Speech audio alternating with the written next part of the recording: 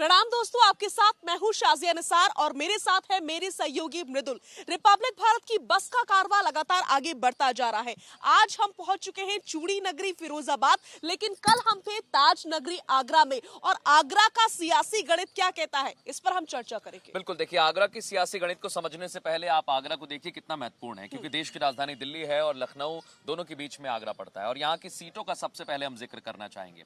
Agra north, Agra दक्षिण, Agra rural और Agra cantt, ये वो सीटें हैं जहां पर भारतीय जनता पार्टी ने जीत दर्ज की। इसके बाद आप आइए बाहा, खैरागढ़, फतेहाबाद, फतेहपुर सीकरी, एतमादपुर, ये वो सीटें जहां पर भारतीय जनता पार्टी ने जीत दर्ज की और उत्तर प्रदेश की सरकार में मंत्री पद भी मिला, सांसद भी यहां से मिले। तो जनता के सामने बहुत सारी अपेक्षाएं बढ़ जाती हैं। देखिए व्यापार यहां पर बहुत होता है, उद्योग यहां पर होता है, तो उद्योग और व्यापार बहुत बड़े मसले हैं यहां पर। और आगरा जिस तरह से विश्व के पटल पर अपने आप को स्थापित कर चुका है ताजमहल के जरिए, तो पर्यटन के क्षेत्र में किस तरह से काम हो रहा है, ये यहाँ की जनता के विशेष तौर पर हमें मुद्दे नजर आए। एक बात और महत्वपूर्ण थी, कल जब हम चर्चा कर रहे थे तो साफ पीने के पानी को लेकर बहुत सारी आवाजें उठी, स्वच्छता को लेकर आवाजें उठी, सड़कों को लेकर भी आवाजें उठी। तो ये कुछ ऐसे काम हैं जो भारतीय जनता पार्टी दावा करती है कि हमने किए हैं और इसका फायदा उन्हें आने वाले चुनावों में मिलता हुआ दिखाई देगा, ऐसे उनके लीडर्स ने वहां पर दावा किया।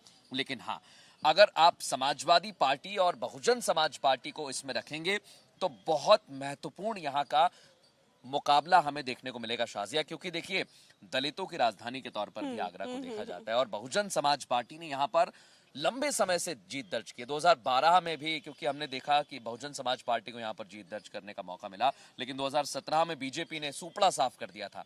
तो उसके सामने चुनौती है कि विपक्ष का जो पूरा का पूरा जो अभी तक का इतिहास रहा है उसे बदल दिया है और एक बार फिर से उसे दिखाना है कि हमने 9 सीटें अगर जीती हैं तो एक बार फिर हम जीतेंगे। लेकिन विपक्ष की चुनौती इस बार बहुत बढ़ने वाली है। बिल्कुल, विपक्ष की चुनौती भी है और इस समय जो मौजूदा सरकार है उसकी चुनौती भी है। देखिए, साल 2017 में 9 की 9 सीटें बीजेपी को मिली थी, यानी कि बीजेपी की ओर से क्लीन स्वीप किया गया था। लेकिन साल 2012 की बात करें तो 6 सीटें बीएसपी ने जीती थी और इसीलिए इसको दलितों का गढ़ कहा जाता है। साल 2012 में 6 सीटें बीएसपी ने जीती थी, जिसमें से सिर्फ 2 सीटें बीजेपी जीत पाई थी। फिर मैं आऊंगी साल 2017 पे, जिसको बीजेपी की ओर से क्लीन स्वीप कर लिया गया। तो इस बार अगर हम फाइट को समझे मृदुल, तो फाइट हमें नजर आ रही है बीएसपी और बीजेपी के बीच, और इस बीच समाजवादी कहां गुम हो गई है, कहां खो गई है, ये बड़ा सवाल उठता है। लेकिन जैसा कि साल 2017 में हम सबने देखा कि बीजेपी की ओर से क्लीन स्वीप किया गया था, तो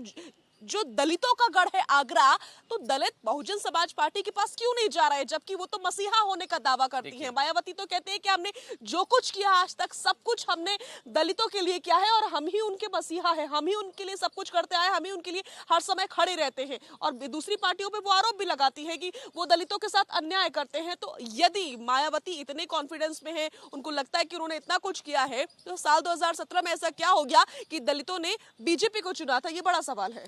बिल्कुल, देखिए एक तरह से कहा जा सकता है कि उस समय योगी और मोदी की लहर थी, क्योंकि ये हमने देखा है, अगर आप पेपर पे देखेंगे तो माहौल अलग था। यूपी में 2 लड़के उस समय आए थे, मायावती अलग थी, तो एक अलग तरह का चुनाव उस समय हमने देखा जो उत्तर प्रदेश में पहले कभी नहीं देखा गया। अब 2019 में जब लोकसभा के चुनाव होते हैं तब भी यहाँ पर भारतीय जनता पार्टी को कामयाबी हासिल हुई।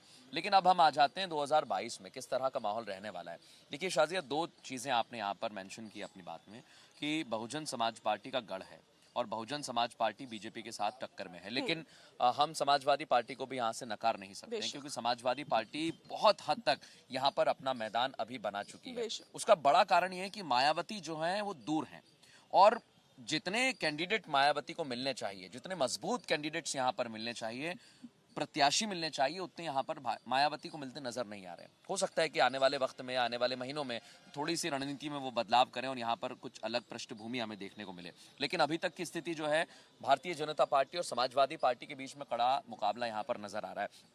फटाफट से हम बात कर लेते हैं, जो तमाम विधानसभा हैं उनमें मुद्दे बहुत हमने देखे, क्योंकि आगरा कैंट में कल हमने शो किया था और वहां पर स्वच्छता और किस तरह से व्यापारी जो हैं वो अपनी बात रखते हैं। लेदर मार्केट जब हम वहां पर पहुंचे थे तो वहां पर भी बात की कि बहुत अच्छे से यहाँ पर लगातार बड़ी संख्या में पर्यटन के क्षेत्र को बढ़ावा दिया जा रहा है, बाहर से लोग आते हैं तो मार्केट जो है वो फल फूल रहा है। ये एक ऐसा बड़ा मुद्दा मुझे लगता है जो भारतीय जनता पार्टी के लिए फायदे का सौदा रहेगा। लेकिन वही, जब हम दलित बाहुल्य की बात करते हैं तो दलित बहुत निर्णायक वोटर हैं, और हो सकता है कि अगर अखिलेश यादव या मायावती, कांग्रेस क्योंकि यहाँ पर अपना वर्चस्व तलाश रही है, तो दलित किसके साथ जाएंगे यही तय करेगा कि आखिर आगरा का मूड क्या है। लेकिन फिर भी हम कहेंगे कि बहुत सारे मुद्दे ऐसे हैं प्रदेश में, चाहे ध्रुवीकरण की बात करें और राम मंदिर की बात करें, उसकी भी चर्चा यहाँ पर हुई है, काशी विश्वनाथ में जो कॉरिडोर बना है उसकी भी चर्चा है। तो बहुत सारे मुद्दे हैं आगरा की जनता के सामने। अब जनता ही तय करेगी कि आखिर वो बिल्कुल किसको वोट देने वाली ये है। तो जनता तय करेगी। कुछ मुद्दे जो हैं उनमें ये भी है कि पेयजल उनको स्वच्छ चाहिए, जो जनता एक लंबे समय से मांग कर रही है।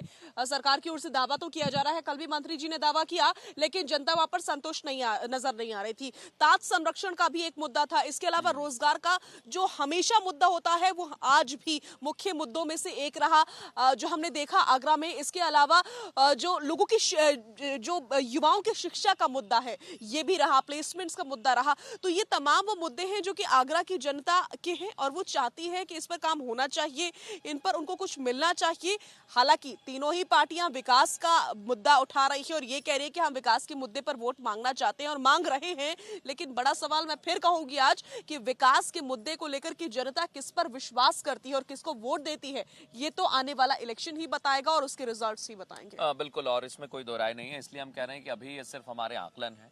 आप देखिए, चुनाव जैसे जैसे बढ़ेगा वैसे वैसे अलग अलग पार्टियां रणनीति के साथ मैदान में उतरेंगी, तो देखना होगा कि जनता आखिर किसे चुनती है।